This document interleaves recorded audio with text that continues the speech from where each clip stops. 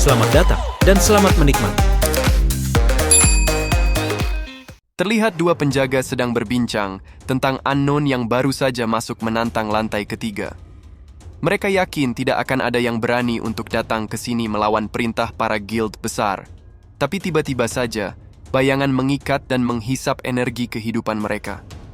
Ternyata Julius dan para Demonic Ones datang menerobos lantai 3. Jin Hyuk saat ini sedang broadcast dan ditonton oleh banyak orang. Jin Hyuk mengatakan ia tidak peduli bila orang-orang tidak yakin pada dirinya. Jadi ia ingin agar orang-orang berhenti mengganggu dirinya. Bila mereka ingin menonton, silahkan saja. Bila tidak ingin, silahkan pergi. Sudah hal yang biasa bila para streamer menjilat para penonton untuk menaikkan views-nya. Tapi saat streamer berlaku tidak peduli, menarik perhatian orang-orang. Tiba-tiba terdengar ledakan, dan Jin Hyuk menyadari kalau ada orang lain di sini. Jin Hyuk langsung mematikan broadcast dan bergegas menuju tempat itu. Terjadi pertarungan sengit antara pasukan undead dari Demonic Ones dengan pasukan bos lantai 3. Jin Hyuk yang memperhatikan dari atas tebing menyadari kalau Demonic Ones memberikan perlawanan yang seimbang atau mungkin Demonic Ones sedikit lebih unggul. Jin Hyuk mencoba menyerang para Demonic Ones dan mereka menyadari kalau Unknown sudah ada di tempat itu. Para Demonic Ones mencoba untuk mengalahkan Jin Hyuk lebih dulu, tapi Jin Hyuk menggunakan Blessing of the Star. Dengan Divine Power, para Demonic Ones kehilangan kontrol atas undead mereka. Para undead kehilangan akal dan menyerang para Demonic Ones. Dengan begitu, base ketiga para Demonic Ones mulai hancur dan Julius pun tidak dapat berbuat apa-apa. Jin Hyuk menyadari kalau para Demonic Ones membuat 4 base untuk mengontrol para undead. Dari keempat base, ia sudah menghancurkan salah satunya. Dan bila ia menghancurkan base pertama dan memutuskan koneksi mereka, seluruh kontrol mereka akan hancur perlahan. Kemudian Jin Hyuk memancing monster besar untuk mengejar dirinya. Jin Hyuk membawa monster itu ke base pertama, dan dengan begitu, base pertama pun hancur tanpa Jin Hyuk harus bersusah payah. Julius pun murka karena campur tangan Jin Hyuk. Ia merapalkan skill yang semestinya disimpan untuk melawan bos lantai ketiga. Julius hanya ingin Unknown mati tanpa peduli lagi akan hal yang lainnya. Julius memanggil pasukan mumi yang berbeda dari pasukan undead sebelumnya. Tapi mana Julius langsung habis karena itu. Lalu Julius menghampiri anak buahnya dan langsung menyerap energi kehidupan anak buahnya sampai habis untuk mengisi kembali mananya. Setelah mananya terisi kembali, Julius sudah bersiap dengan pasukan mumi miliknya. Julius mengatakan mumi miliknya dapat dengan bebas mengontrol kain mereka, yang dimana kain itu sekeras baja. Mereka adalah undead terkuat yang mempunyai segalanya, termasuk pertahanan yang kuat dan serangan yang hebat. Dirinya berencana menyimpan mereka untuk bos lantai 3, tapi bila ia dapat membunuh Unknown di sini, itu sudah cukup baik baginya. Jadi, mati sekarang, player bermasker bajingan. Sedangkan dari atas tebing, dua anggota Demonic Ones sedang memperhatikan pertarungan Julius dan Unknown. Mereka menganggap kalau player bermasker cukup pintar dengan menghancurkan base milik Julius, tapi Unknown tidak segera keluar dari sana. Unknown salah membaca kekuatan Julius, dan sekarang dia terjebak di sana. Bila keadaannya seperti ini, tidak ada alasan bagi mereka berdua untuk ikut campur. Jin Hyuk teringat kembali akan perkataan masternya di masa lalu. Masternya mengatakan pedang Jin Hyuk kuat dan tajam. Tapi ada satu kekurangan, Jin Hyuk terlalu berlebihan menggunakan energi dan akhirnya kelelahan. Master yang sesungguhnya dapat menghasilkan energi 2 kali lebih banyak dengan energi yang sama. Seperti angin membelah udara, serangan Jin Hyuk harus lembut tapi tajam. Lalu serang sekuat tenaga pada saat yang tepat. Coba terapkan ini di setiap skill pedang milikmu. Saat Jin Hyuk mulai menggunakan skill pedangnya, Julius merasakan kalau energinya sangat besar seakan menarik semua yang ada di sekitarnya. Jin Hyuk menggunakan skill Soul Chasing Annihilation. Ledakan energi pun terjadi. Julius sampai harus mengaktifkan skill Double Shield miliknya. Julius berpikir kalau belum setahun sejak game ini menjadi kenyataan. Mengapa Unknown sangat begitu kuat? Dan ledakan besar itu menghempaskan Julius dan menyapu rata semua undead yang ada. Julius yang terkapar, berpikir untuk melarikan diri. Pertarungan ini tidak dapat dimenangkan lagi. Ia memerintahkan semua anak buahnya untuk melindungi dirinya.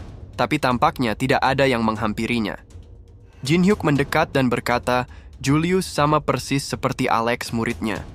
Memulai dengan sombong, tapi kemudian lari saat kalah. Sepertinya Alex belajar itu dari Julius. Mendengar itu Julius menyadari kalau Unknown adalah Kang Jin Hyuk. Kemudian Jin Hyuk mengaktifkan skill apinya dan berkata, sampaikan salamnya untuk Alex. Beritahu Alex kalau dirinya mengirim gurunya untuk menemaninya di sana. Julius pun mati terbakar api hidup-hidup. Setelah Julius mati, para pasukan undead pun terdiam dan tidak bergerak lagi. Sisa-sisa anggota Demonic Ones dimusnahkan oleh pasukan bos lantai 3. Jin Hyuk mengatakan, mencoba menggunakan Soul Chasing Annihilation di level ini sangat melelahkan. Mungkin ia terlalu memaksa dirinya sendiri, tapi dengan tidak datang ke tempat ini adalah kehilangan yang besar. Dirinya hanya perlu bertambah kuat. Dan di depan ruangan bos, Jin Hyuk bertemu dengan 4 penjaga. The Four Great Kings, Guardian of the Temple. Jin Hyuk dapat dengan mudah mengalahkan keempat penjaga.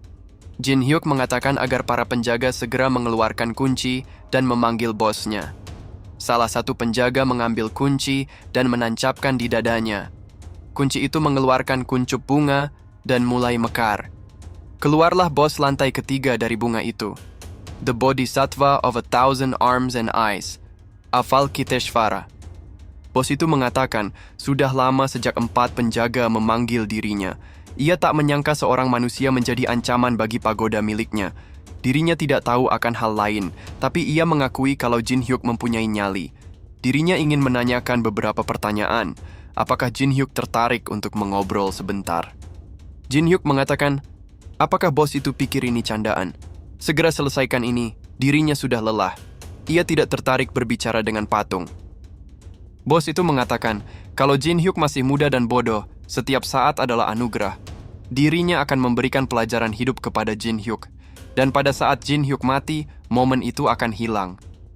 Bos itu langsung melemparkan tombaknya, dan Jin Hyuk masih dapat menangkisnya.